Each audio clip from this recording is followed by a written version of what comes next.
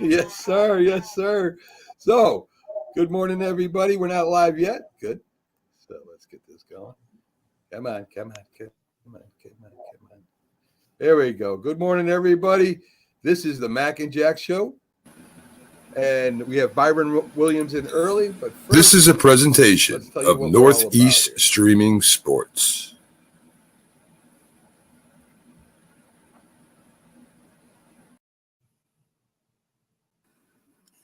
Good morning. You're listening to the Mac and Jack Sports Show on Northeast Streaming Sports.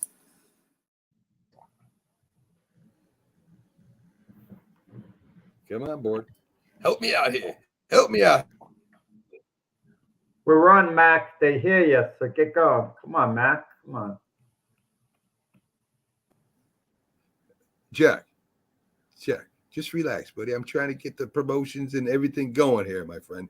Good morning, everybody. Welcome to the Mac and Jack Sports Show, our Friday edition.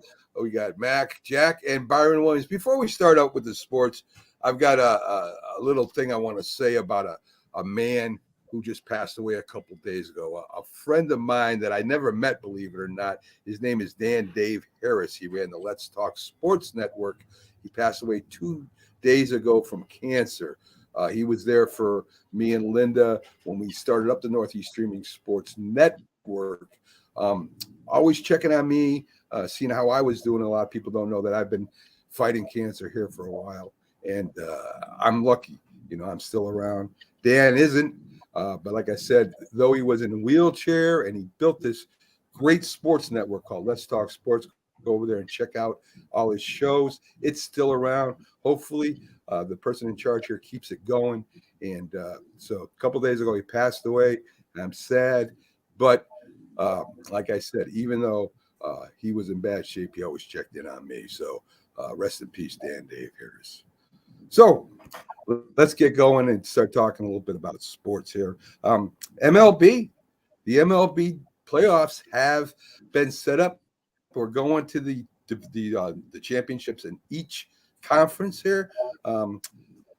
Jack, your Atlanta Braves, they get knocked out by the Phillies, and they're in the championship again. Jack, I mean, what do you got to say? I mean, that was your pick to go to the series. That was my pick to go all the way. The Atlanta Braves, my preseason pick. They won 104 games.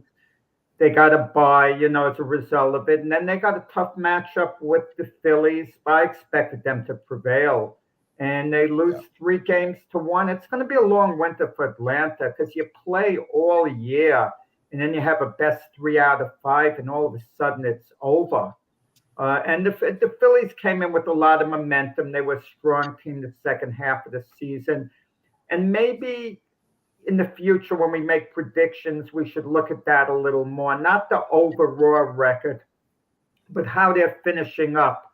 I mean, the team could be gaining momentum in as little as the last 2 weeks of the season, and they're on an upswing while another team is maybe going flat.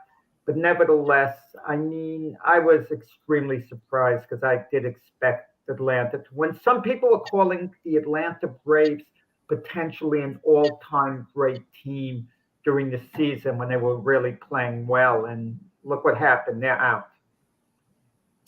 Byron, 3 of the teams that won 100 games this season are out. The other team won 99 games. So the teams that are coming in the wild card setup right now is not fair to the teams that win all these games during the year, right? As Jack said, here's teams. The Dodgers have won 100 games in the last 3 years and have not gone to the World Series. Last year, they ran into the Phillies. This year, they run into the Diamondbacks. And it seems like they're not really – that bye is not helping them, Byron. And a lot of people think that byes help teams in sports. And a lot of times they don't because they sit out so long. Right. And it's all about timing, momentum, and and staying healthy. The timing is perfectly for a lot of these teams now showing up and beating these teams that's won over 100 games. And so I just going to show you that, and then it's come to the skippers, the managers. And so, you got some good managers out there now. And then they put good game plans together for pitching and scheduling the hits and things like that. It's all a combination of those things that you see now. And, so I say the momentum is really the key factor going into the playoffs. Guys, I think it matters which sport it is. Let's be honest about it. Baseball's a lot different. A case in point, let's take football. Take a team of the Division II All-Stars in college and let them play the NFL All-Stars. They can play them 50 games, and they're not going to come close to winning one game. They're not even going to come close. But you take minor league baseball players, mid-level minor leaguers, and let them play the Major League All-Stars. And if they play 50 games, there's a chance they're going to win a game or two, actually, because baseball's different. Basketball is different. A powerhouse NBA team isn't going to lose best 3 out of 5 to a team that just sneaks into the playoffs. It's very rare, put it that way. But in baseball, it's commonplace. I mean, that wasn't the only upset the Phillies over the Braves, and that wasn't even a massive upset. Look at Arizona sweeping the Dodgers. The Baltimore Orioles, like you said, Mac, they win 101 games. They get swept in the playoffs. Baseball it's so unusual. Anyone could beat anyone. Let's say you put the Kansas City Royals, a very weak team this year, the Oakland Athletics, the worst team in baseball, and let them go be a playoff team. Make them eligible to be in the playoffs. They would actually have a chance of winning a playoff series in baseball, but you wouldn't get that in another sport. I'm not sure about that. You talked about college all-star teams. We're talking about professional. I think if you take the worst team in basketball, they would win a game maybe against a powerhouse in a 5 or 7 game series. I think that would be possible. They wouldn't win best 3 out of 5. But you were saying that the baseball team would at least win one. I think an NBA team would probably at least win one game 2 in that series. What's interesting to me is that though the Dodgers made it to where they made it, it's a disappointing year for them, right? I mean, like I said, 3 years. But then you go to the Orioles and they won the AL East, and the Braves, the Orioles fans are looking at it a different way than the Dodgers or maybe even the Braves are, Byron, because this is their first year back at the top of the AL East, and they're probably looking at this as a stepping stone till next year. Absolutely. They was excited. They numbers went up, and they were wearing the colors, the orange and the black.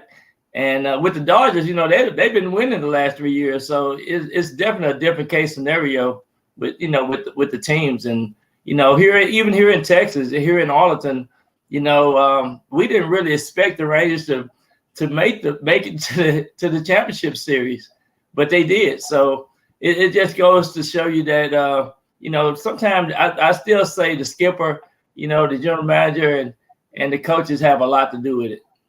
It's ironic in the series, guys, Texas and Houston, Justin Verlander against Max Scherzer, 2 Met pitchers. Let's say the Mets hadn't gotten rid of them. They asked both pitchers did they want to leave. They wanted to move on because the Mets figured they were out of it. Had the Mets rode out the rest of the season with them, who knows what would have happened. But it's ironic the 2 Mets starters who couldn't win with the Mets, really, the way the Mets wanted them to, are going to be starting in the National League Championship Series against one another. Yeah.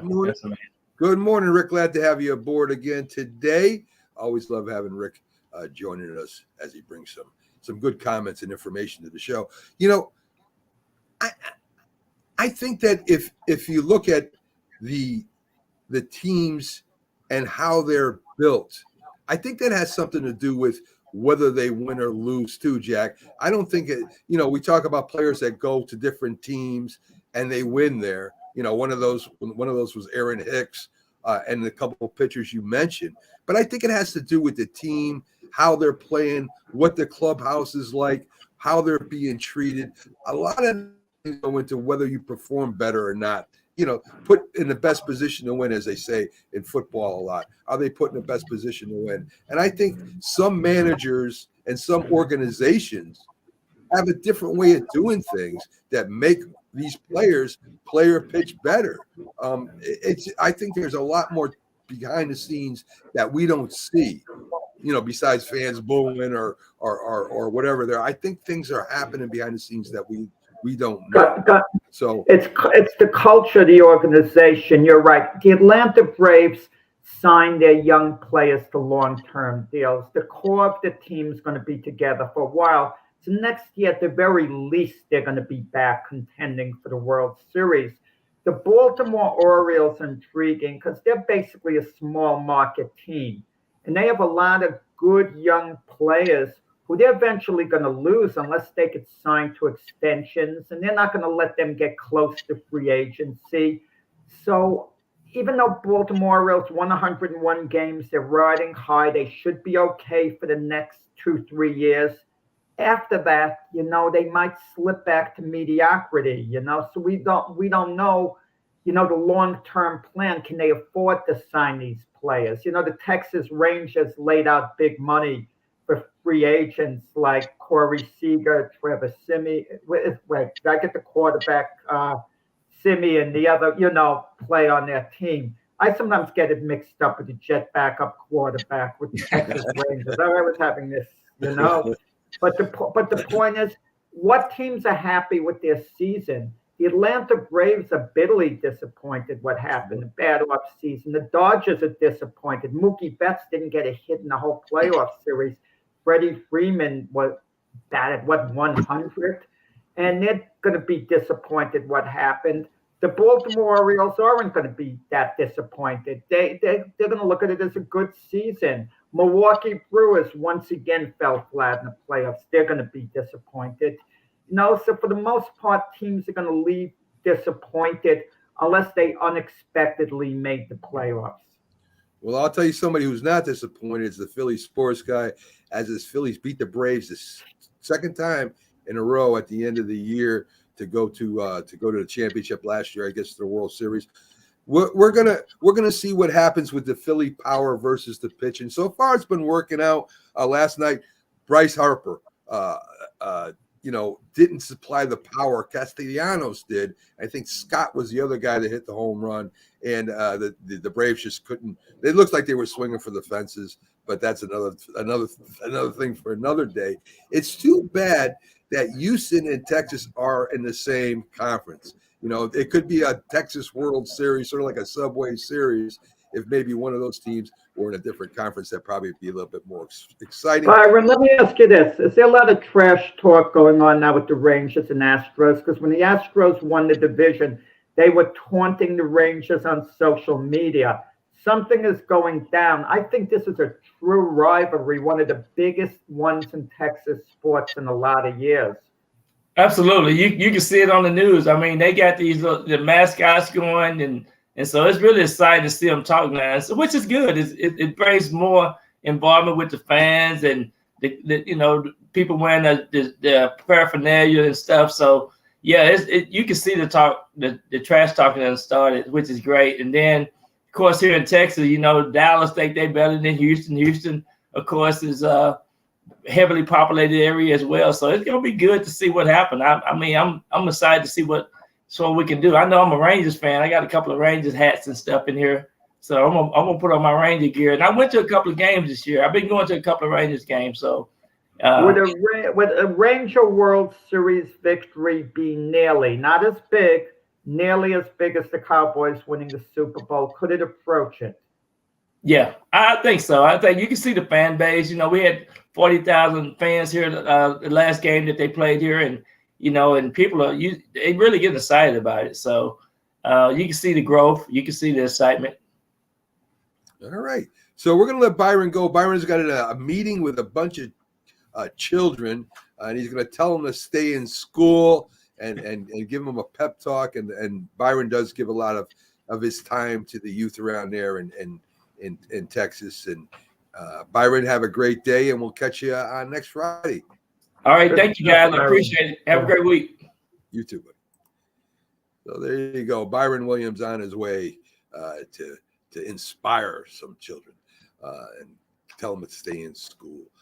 So Jack, with that, again, we got our matchups. We've got Houston and Texas, and we got Arizona Diamondbacks and Philly. Arizona definitely would be the underdog in that game. I guess Texas would be the underdog in the other game, Jack. Yeah, when you think of the reward of having the best record, it's all luck depending on who you play. If the Atlanta Braves had their choice who to pick to play in the playoffs because of having the best record in the National League, the best record in all of baseball for that matter, they would have picked the Arizona Diamondbacks instead of the Philadelphia Phillies. The Phillies were a tougher matchup. The Dodgers' problem is their starting pitching was decimated. Yeah, all they really had was Clayton Kershaw, who was there, and they were relying on their bullpen otherwise, and Kershaw was dreadful in the first game. I don't understand Clayton Kershaw. He did have one good World Series where he won a couple of games. He occasionally has had a very good post-season outing now and then, but he's really been bad in the postseason all in all. He's been extremely mediocre. He hasn't shown up as a big game pitcher at all. And this year, too, when they really needed him to be lights out for game one, I mean, he was awful. Absolutely awful. Yeah. Well, I mean, so here we go. It's exciting to me because we have two teams that haven't. I don't know if the Arizona Diamondbacks have ever been into a championship. I'm not sure. I don't think so. But you've got some new teams in there. Diamondbacks beat the Yankees. They beat the Yankees in 2001 in the World Series. Okay, 2001. So it's been a long time. I know it's been a long time. Long time for Texas. I don't think many people are going to pick the Diamondbacks to actually beat the Phillies. The Phillies on the run. The Phillies do have a better team, but it doesn't mean that the better team is going to win, as we're seeing in this playoffs. Well, right now, Jack, I'm going to go out on a limb. I'm going to pick the Diamondbacks to beat the Phillies and to go to play the Texas Rangers in the most unlikely World Series in a long time, especially it's talking about the beginning of the year. So that should be exciting. Let's get into last night's game. Kansas City beats Denver 19-8. Russell Wilson throws 2 interceptions, one not his fault. Fumbles in the game. Denver scored a season low 8 points on offense. Of course, Sean Payton was there to help the offense improve. It hasn't worked yet. Mahomes goes 30 for 46 for 360 yards, 1 touchdown, 1 interception. Pacheco. I don't know why I'm having a problem with the name today, but Pacheco has 18 carries for 62 yards. Think Star Trek when you think of his name. And record 7th round draft choice. Yes, and Kelsey has 9 receptions for 124 yards, even though he was hurt a little bit yesterday. Of course, the biggest news of the whole game was Taylor Swift was there. So, what do you think, Jack? I mean, is the Denver offense? The Denver's defense played pretty good. I don't think the Kansas City offense has it together yet, as they're still trying to find some timing or know what Patrick Mahomes is going to do. He still makes big throws at the most critical times in the game. Kansas City doesn't look like a powerhouse like it did the last couple of years. But maybe it's just they're just not together yet. And Denver definitely isn't together. You know, to keep on the Kansas City Chief theme, I'm going back a ton of years to the 4th year of the Super Bowl when the Chiefs played my New York Jets. This was the year after the Jets won the Super Bowl, and of course the Chiefs won it last year. The Jets had a 10-4 record that year, but they were winning against teams that weren't that strong. They were doing enough to win games. They had a 7-2 record when they came in and they met the powerful Kansas City Chiefs. And the Chiefs beat the Jets, and it was a Jet home game 34-16, and then the Chiefs beat the Jets in the playoffs. This Kansas City Chiefs team reminds me of that Jet team. They're doing enough to win, but they're not dominating. They're beating a Denver Bronco team because they're just better than them. They beat them 19-8. Imagine the San Francisco 49ers when the opposing cornerback. Chiefs aren't going to beat the Niners, the way they are right now. They're getting away with it. There's no sense of urgency with the Chiefs because they're winning. They're 5-1, so they're not happy with the way they're playing.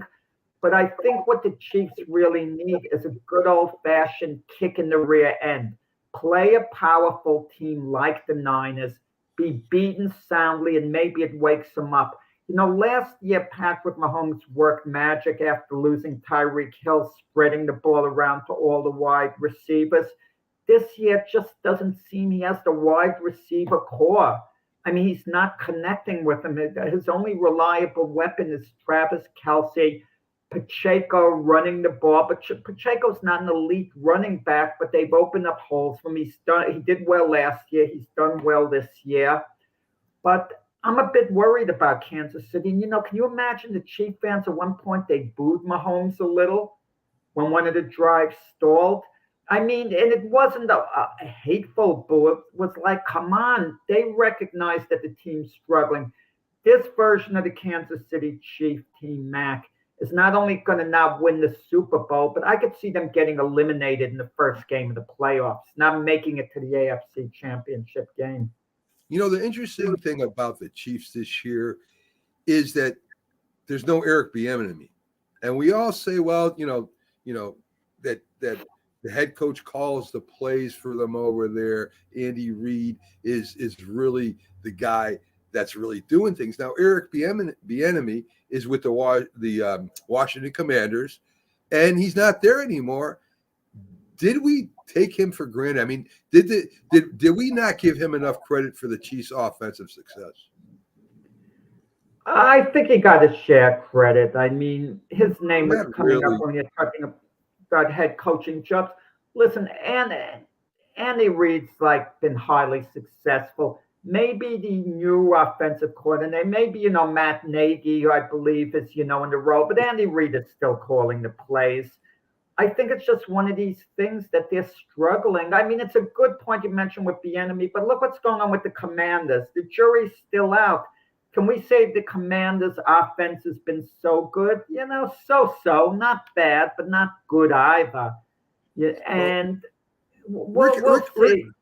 Rick agrees with you, but this is Bieniemy's first year under a head coach that sure isn't Andy Reid, right? I mean, Andy Reid is an offensive-minded coach. He has been that way throughout his career. I wouldn't say Riverboat Ron is an offensive a genius. He's more a defensive coach. He was a linebacker, and coach was a defensive coordinator. All I'm saying, I'm not saying that Eric Bieniemy made the Chiefs what they are. They got their players. They had you got Patrick Mahomes. You got. All I'm saying is that everybody. I'm not saying you, Jack, or Rick. What I'm saying is that a lot of people out there were saying, well, yeah, Bieniemy really doesn't call the plays during the game. He might help out there. They kind of pushed him to the side a little bit, And listen, I don't know Eric Bieniemy. I know there's a lot of stories about him. I know that he's in his first year as an offensive coordinator, not on the Kansas City Chiefs, but all of a sudden the Chiefs offense, even with the new receivers, the Chiefs offense is kind of sputtering a little bit. And I think the fans in Kansas City, I think a lot of people thought that Bieniemy was not a big part of Kansas City. All I'm saying is maybe he was. Well, there's two ways to look at it. Skibby Moore and Kadarius Toney, a couple of Patrick Mahomes' young wideouts, they really haven't developed the way we thought they would. I mean, they make a nice catch now and then, and they show their potential, but they really haven't come along. Like I said, they got by without Tyreek Hill last year with the loss of Tyreek Hill, but this year it's kind of like a delayed effect there too. I also think part of it is Patrick Mahomes is playing to the game. The Kansas City defense has been real good this year, even better than expected. And they're in command of these games, not winning overwhelmingly. And he's not in a position where he's really forced to open things up. Playing to the game, getting the wins, and playing teams that are kind of mediocre. He's playing very winnable games, and they're winning the games. So there's peace in Kansas City. until they hit a bump in the road. The way they're playing now, they're going to hit a big bump in the road. They're going to be beaten decisively in one game, and that's going to be a bit of a wake-up call. Well, yeah, listen, they're 5-1. They're in first place. Everybody's going to get woken up here and there, but I agree with you. I don't think Kansas City is, I'm not going to say they're a paper tiger, but I don't think they're as loaded, definitely not as loaded as they were, the last couple of years. So we'll see what happens with that. A little NFL news. Hopefully Keith comes in today. We'll get to college. The trade deadline is coming up, Jack. Denver, of course, is one of the teams named in the deadline. They're going to listen to offers for Russell Wilson, which I don't think there'll be many with that contract. But they're also going to be talking a little bit about Jerry Jeudy and Cortland Sutton. I think Jerry Jeudy is an interesting piece that could be picked up by another team. He does play well. He's not a elite wide receiver, but he can help another team, Jack. Yeah, Jerry Jeudy, a former number 1 overall draft pick. He's shown flashes like he's an elite receiver, but he's kind of stagnated at Denver. And you kind of wonder, is he just in the wrong situation? Is he part of the problem? Is the problem affecting him? That's the question. And if you put him in a different situation, is he going to thrive? I mean, we don't know. We see receivers like Chase Claypool, Juju Schuster. We thought in a different environment, a different team, they might be better. It might be beneficial to him, but it really hasn't been that way with those two guys and a number of other receivers as well. And maybe Jerry Jeudy just needs the right situation. And But what can Denver get for him that would make it worthwhile for the Broncos? A team isn't going to send over a number 1 draft pick for Jeudy. I don't even think they send over a number 2 draft pick. And is it worth it if you could get a 3rd-round draft pick for Jerry Jeudy going forward? Unless you need money to manage the cap and get a reduced salary, to me it wouldn't make any sense. You may as well ride it out with him. And the problem really is in the quarterback position. I mean, Russell Wilson can still manage a game if he has the pieces around him. But all in all, he doesn't really have the pieces around him. Yeah, I tend to agree with you there. I mean, unless they can put a package together, I don't even know if Russell, like I said, I don't even think Russell Wilson, I don't know who'd want to take on that. No one will take that contract, Mac. The only way you can somehow trade Russell Wilson if you trade one problem for another. If there's a team that still believes in him from his days at Seattle and they really believe that they could straighten him out, that he just needs a change of scenery, and they have a player with a contract that maybe isn't as big as Russell Wilson's, but could approach it somewhat, maybe they work out a deal and they take a little bit of a, salary, a little bit of a cap hit, willing to gamble on Russell Wilson. But I mean, who would really do something like that? I don't know, Jack. It would be not Daniel Jones for Russell Wilson. What do you think of that, Mac? Well, since Daniel Jones is hurt, maybe I take it right now with his bad neck. Another team, of course, this is the Pags. I think Pags started this rumor, but Minnesota at 1-4. Justin Jefferson is on IRL. If they don't win anymore, they may not even bring him back. Minnesota, they have a pretty good quarterback over there, Kirk Cousins. The Jets need not a chance of him going to the Jets quarterback. Don't listen to Pags. He doesn't know what he's talking about. He's not the only one saying it now, Jack. He's not the only one. Someone put out this dumb rumor on social media because they want people like you to bite it, Mac, and you're biting. You're taking the bait. Well, I mean, would you take Kirk Cousins over, Zach Wilson right now? Kirk Cousins is better than Zach Wilson right now. Let me state that. But no, I absolutely wouldn't take the deal. You got to look at the whole picture. Aaron Rodgers will be back next year. He's even talking, as crazy as it seems, of somehow coming back by the end of this year. I mean, do I think he will? No, but he seems to think he could be back before the year's out. And who knows? Who knows? And so what are you going to do with Kirk Cousins? Are you really going to give up any type of significant draft capital just for the rest of this year? You don't do it. You absolutely don't. He would just be loaned to the team. I mean, it's demoralizing to do that. And Kirk Cousins doesn't win big games. Look at his career. He puts up some nice numbers.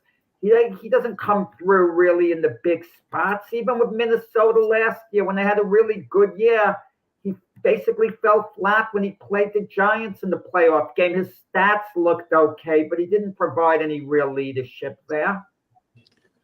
Good morning. Good Keith. morning to Keith Angle from TGI Sports. He's in a jacket. He's rubbing his hands. I guess it's cold in the studio. Keith, you got to pay the heat bill. I always tell you that, after the show's over. That Why don't you leave the Jets alone and have Kirk Cousins go to New England and join Belichick there, and they sign him to an extension? Now, that makes more sense. Please. I'm not. No one's talking about Kirk Cousins to the Pats. They're talking about him to the Jets. That's why I brought it up. Keith, glad that you could make it in this morning. We finally got it straightened out. Your time's coming in here. Let's take a look at the college football first, and then we'll get back into the NFL where we are right now, because there's really good games coming up. One of them won't be Georgia. Missed you guys, by the way. I do want to make that clear. Oh, Yeah, we missed you, Keith. It's past the deadline, but I was going to mention Aaron Hicks, 5 RBIs in a playoff game. 5 RBIs. Did they win? All right, so let's get back to college football, Keith, because Jack likes to change the subject every time I start something here. A lot of good games in college football this weekend. As I was saying, Georgia Vanderbilt probably won't be one of them, Keith. No, I do not think it will be. Georgia got it going last week. Finally put a complete game together for the first time really all year. And I think this team is going to continue to get better. As good teams do as this season goes on. Kirby Smart has kind of shown that through the last few years with 2 championship teams. I still like this team to 3-peat myself. Although it's wide open. The field's wide open right now. So, Keith, let me ask, has Georgia been complacent this year, knowing how good they are, knowing that they're going to win these games? Do they need a good kick in the behind? No, I really don't think that's the case. I think they're not as talented this year. They aren't coasting. They've had to replace a lot of really good players over the last 2 seasons. They've got a quarterback who's growing into the job. I do think that they maybe got a wake-up call against Auburn a couple of weeks ago, and I think that helped. And they got a guy named Brock Bowers, who, by the way, besides having a great name for sports, right, is going to play on Sundays for a long, long time. He is a great player. Yeah. Michigan, Keith, number 2 in the country right now, going up against Indiana. Is there a chance that Indiana might be able to stage an upset here? I think the game's in Indiana, but Indiana has not played well. They fired their offensive coordinator a couple of weeks ago, or a week or so ago. Tom Allen's on a hot seat. I don't see an upset happening here. Michigan has yet to be tested. They're really good. They're winning games big, but they really have not. They're one of those teams, the few teams that haven't had no test at all yet. So I don't think so. I think Michigan will be fine. Yes, that is very true. And Rick is in. Good morning, Keith. Correct about the dogs. So he agrees with you. He thinks the Georgia Bulldogs will 3-peat this year. I'm not so sure. We'll see what happens. You got Ohio State playing Purdue, and again, I remember when Purdue was a pretty good college football team. They were up there in the top 10 a couple times, especially during the Drew Brees days. Is Purdue? Is it harder for Purdue to get a good college football team together with the NIL? And I know Purdue is pretty scholastically. It's a pretty scholastic school. It is a good scholastic school, definitely. The level, what should I say? The bar to get in is not as low as it is at some other schools, but they have good teams here and there. They don't put consistency together. They're not going to ever be good for 10 or 12 year stretches like Alabama, Georgia, and the like. But they're not as good as they've been under the this year as they were the last 5-6 years under Jeff Brom, who left to go to Louisville, who's another great story, by the way. Right. But it's a decent football team. Any given Sunday, they could give somebody a problem, but they're not going to be winning the Big Ten. Nobody in that Big Ten West is going to be winning that league anytime soon. The Big Ten Any West. given Sunday, any given Saturday, you mean, Keith? Oh, what did I say? Sunday? Yes. Saturday. Any given Sunday. Now now you're believing the way I do it. Team of college all-stars could maybe hang with the worst NFL team. Well, college is now getting to the point where they play every day of the week except Sunday, so it's hard to keep track of. So it is very true. They're playing during the days also. Florida State number 4 versus Syracuse. Florida State not looking as good as they could be, or maybe they're not as good as we think they are, Keith, right now. This is a team I think that does play down to the competition a little bit. They are that good. They're a good football team. I think they play down when they've had big games. They've come up big. And won those games. This is one of the teams I picked to make the Final Four, along with Georgia, by the way, Oklahoma, which I think we'll probably get to in a second, and Ohio State.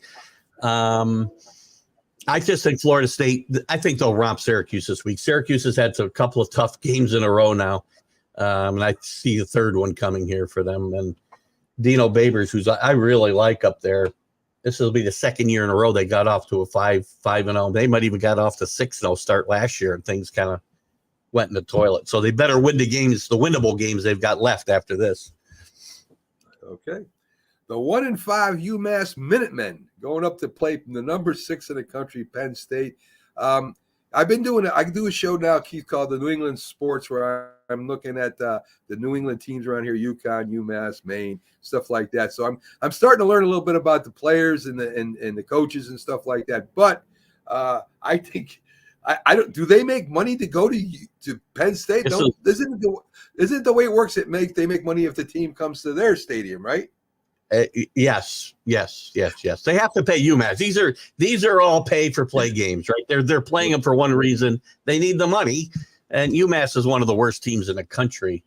But they are, and this game won't be a matchup. And Penn State, by the way, I've got them on my list of pretenders because they still haven't been tested. They're one of the least. They're scoring a lot of points, but they're one of the least explosive teams in the country. They're ranked like 113th and plays over 20 yards through 5 or 6 games. They're not going to beat Ohio State. They're not going to beat Michigan without those types of explosive plays. Now, maybe they've kept it, under the vest for now because they don't need to use those plays. But their quarterback, Lars, only thrown the ball over 20 yards 4 times in 5 games. So I'm not a big James Franklin fan because he can't beat Michigan and Ohio State. We'll find out this year. So, well, Keith, I don't think Penn State. Correct me if I'm wrong. I don't remember Penn State ever being a team that really throws the ball down the field all the time. There might have been 1 or 2 years they did, but they're mainly a defensive, run the ball. I mean, their history is mainly defensive, good defense, run the ball, control the clock. I mean, I don't really remember, except for maybe a couple years I know they had a great quarterback one year, college quarterback, who did do that. But mainly, Penn State doesn't do that, Keith. You're absolutely right. That's why they haven't played for a national championship in 35 years either. So, because the game's changed, you have to have that type of offense, I think, to compete. Because everybody's running a pro-style offense now. Unless you're Alabama.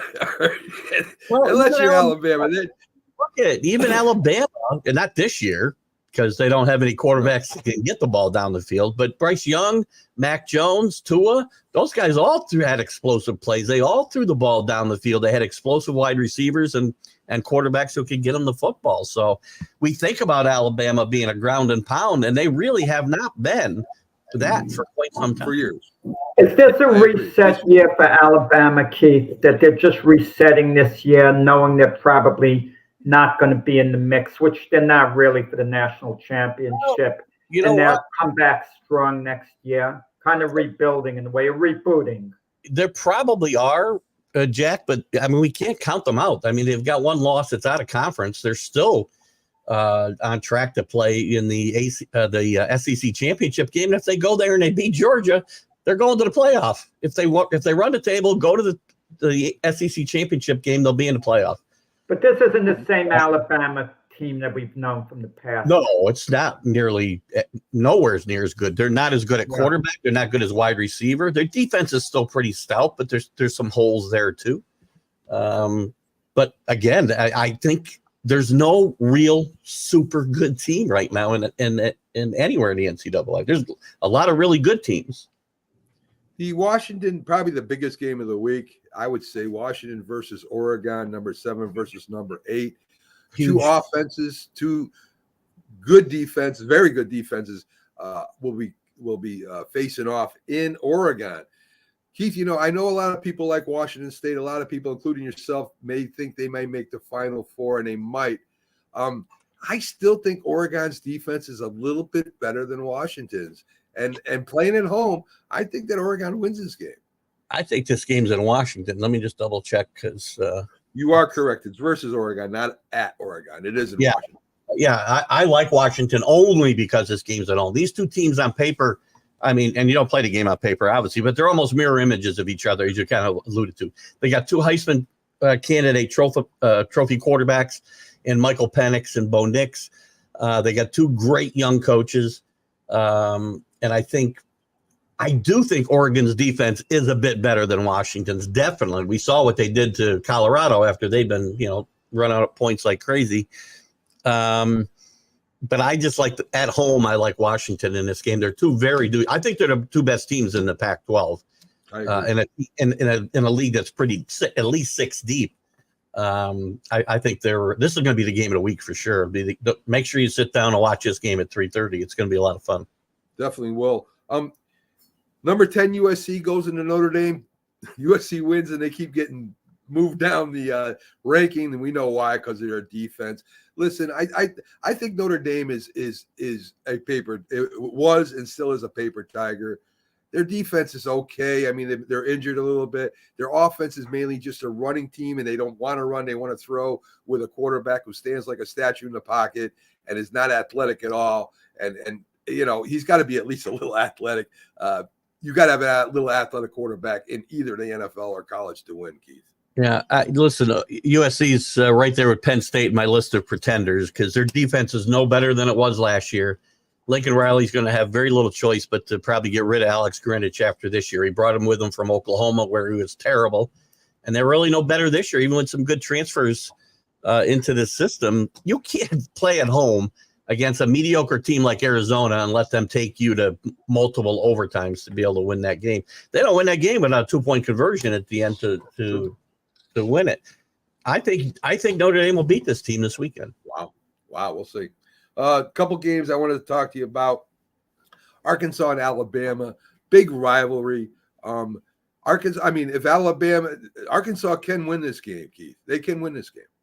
They can. Arkansas has been a bit of a disappointment this year, but they played some close games. They played a close game against LSU. They played a close game against somebody else last week, and maybe Ole Miss. I think it's Ole Miss in my mind now. But they just haven't been able to really get in the victory column. They can keep this game close because, as we said, Alabama's not the Alabama we know. I mean, they needed some help last week to beat Texas A&M. And Jimbo Fisher kind of helped them a little bit with a strange timeout near the end of the game. But this will be a closer game. I do think Alabama will win this game. We got Arizona at Washington State. Now, Washington State and Oregon State are two really good teams. I mean, Oregon and Washington get all the hype, and they deserve it. But Washington State and Oregon State are both no slouches. Arizona, as you said, Keith, I think Arizona and Washington State is going to be a good game. I think it will be. Washington State comes off a tough loss at UCLA last week, who's got a really good defense and shut that pretty high-powered Washington State offense down pretty good. Cam Ward is, there's a lot of good quarterbacks in the Pac-12. Cam Ward is one guy that flies under the radar, and he's really, really good. This could be a close game. I do expect Washington State to bounce back, though, here. I do too. So let's get back to the NFL. The trade deadline's coming up. We brought up some of the teams that probably will be trading, or at least should be thinking about trading, trying to get some assets for some of the guys. And I'm going to come to my Giants. We talked a little bit about Denver and Minnesota. Saquon Barkley hurt again this year. When healthy, one of the best running backs in the league. Maybe it's time the Giants move on from him. Maybe they can get a third-round pick. Maybe another player in a third-round pick for him. And when he's healthy, as I said, he's a weapon. There are some teams out there that could use Saquon Barkley. He may be able to come back this year and maybe help him in the playoffs. What do you guys think about that? Do you think the Giants should push on for Saquon Barkley, get a third-round draft choice, maybe an offensive lineman or something? And, I'm not saying hang it up or give in, but they're not going to go anywhere this year. Well, you are saying you're giving up if you trade Saquon Barkley. I'm sorry, you just are, and not just this year. You're probably punting the next couple of years, because if they expect to contend in the near future, Saquon Barkley, in my mind, needs to be part of that.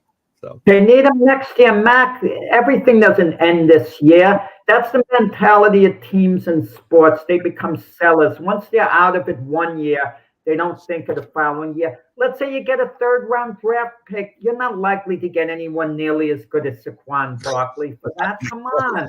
They can franchise tag Saquon Barkley next year, so they could have him the rest of this year.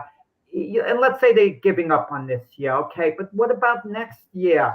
And Saquon Barkley is potentially a legacy player for the Giants. A lot has to do with team's image. Keith and myself talked about, for example, Aaron Judge's value to the Yankees as a legacy player.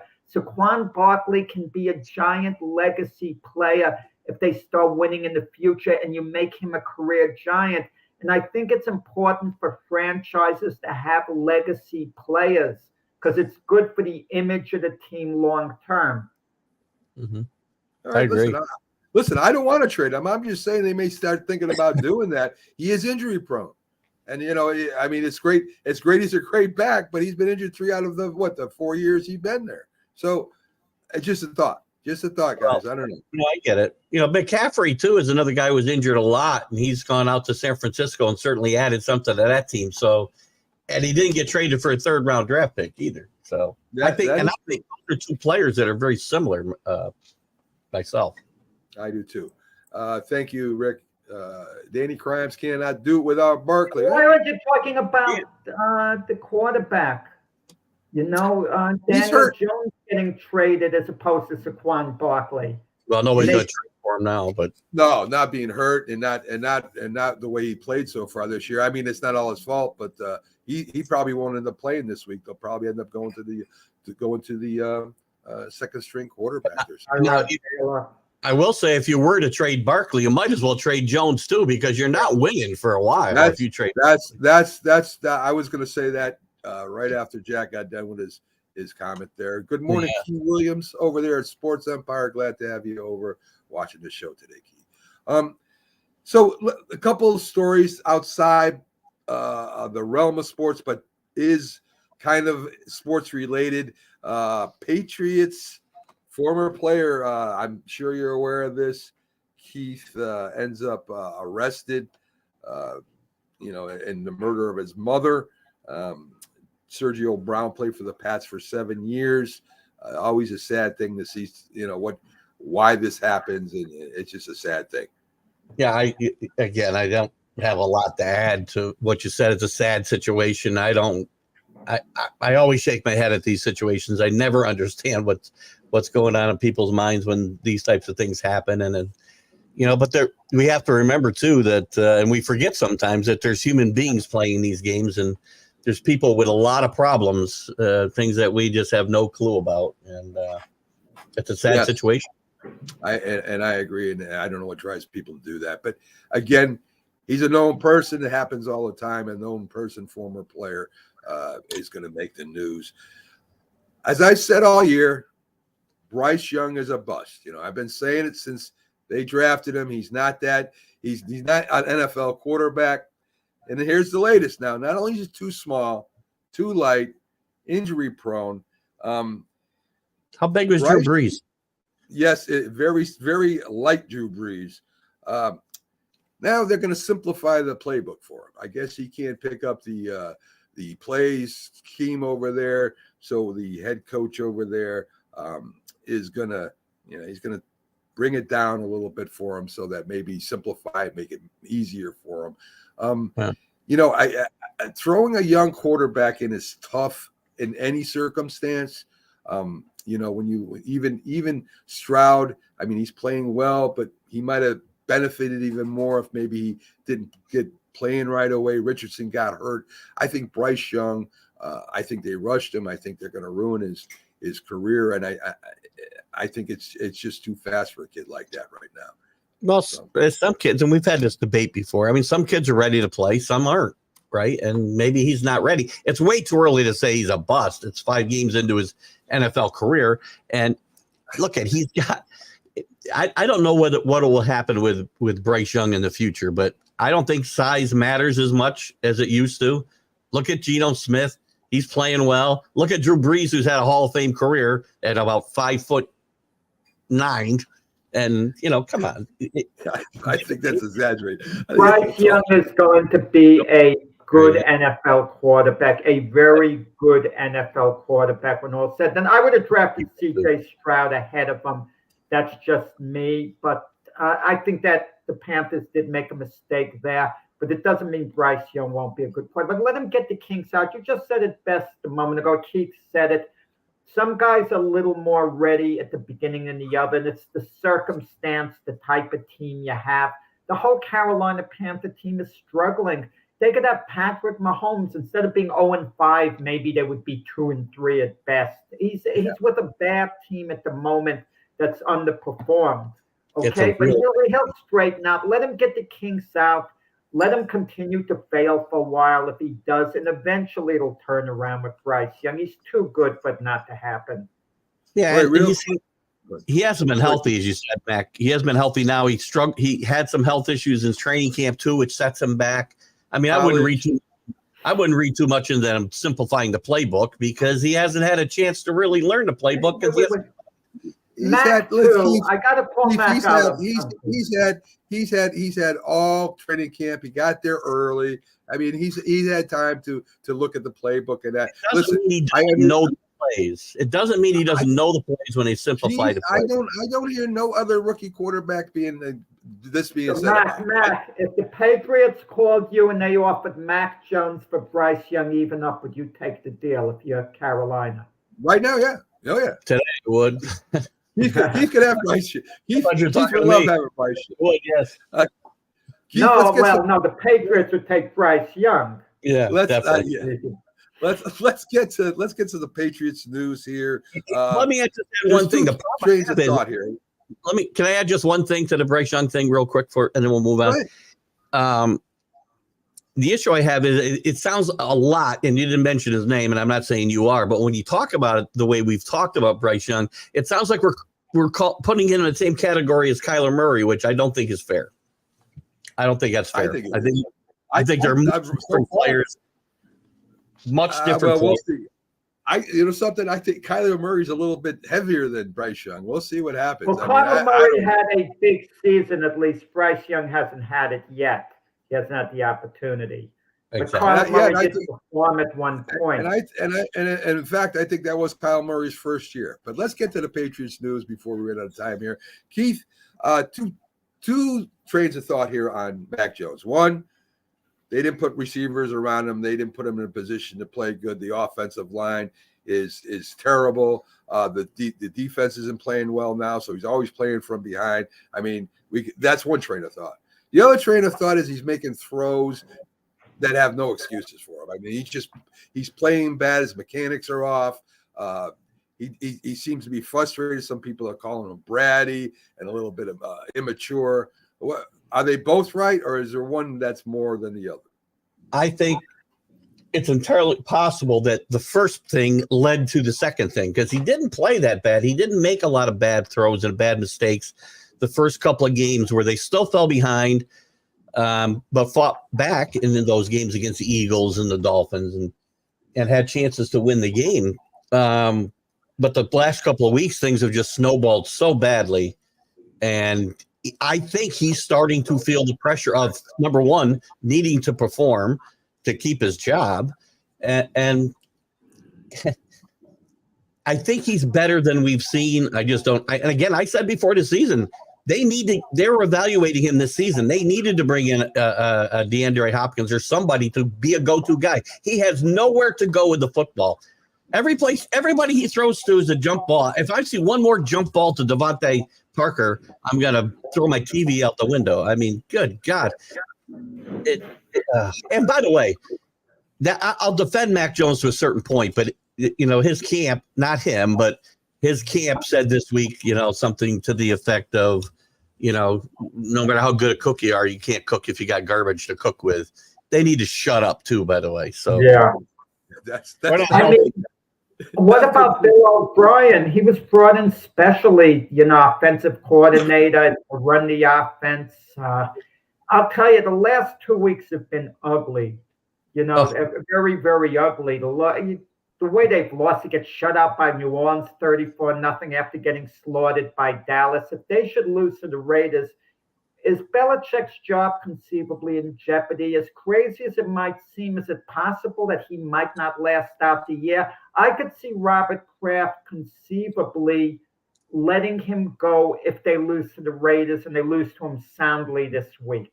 I would have a hard time seeing him fire him during the season. I would, but I will back up on my statements I've made in the past that Bill will decide when he leaves. It's starting to look like this is not going to be a nice parting of the ways between Belichick and the Patriots. And if things were different, even at 1-4, if these last two games had been different, I would have been able to kind of come up with a scenario where this team could still win 9 games. And I look at the schedule and I say there's 8 winnable games there. But the way they played last 2 weeks, I'm not even sure they can win one more the way they're playing right now.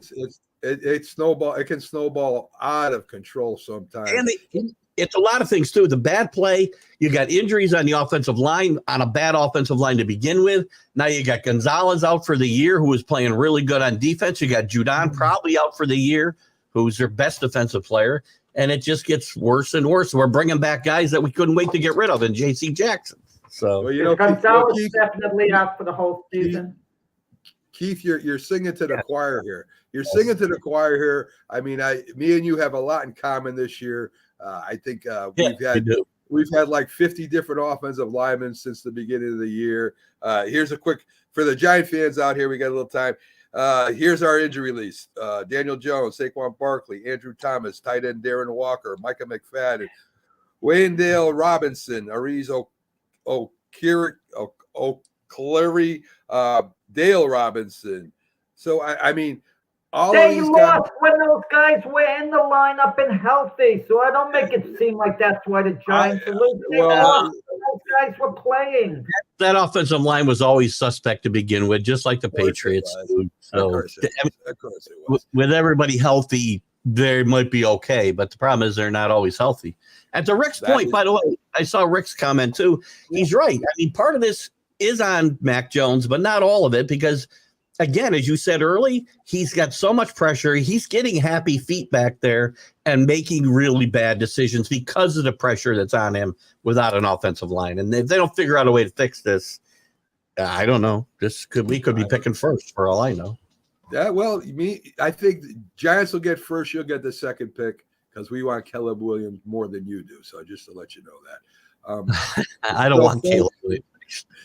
So, folks, thanks for joining us on the Mac and Jack Sports Show Friday edition. Thanks to Byron coming in early. Glad to have Keith back on the show again. Keith's on right after us on Roku and all his other places that are you serious. Tune in there. Check out we're full of shows here on Roku every Friday. Check us out as we keep getting more shows coming in. Again, thanks. Again, rest in peace, Stan Dave Harris. Great person. For me, Jack, and Keith, you have a great day. And be careful out there Friday night if you're fooling around. We'll see you tomorrow on the Mac and Jack Sports Show. Debate.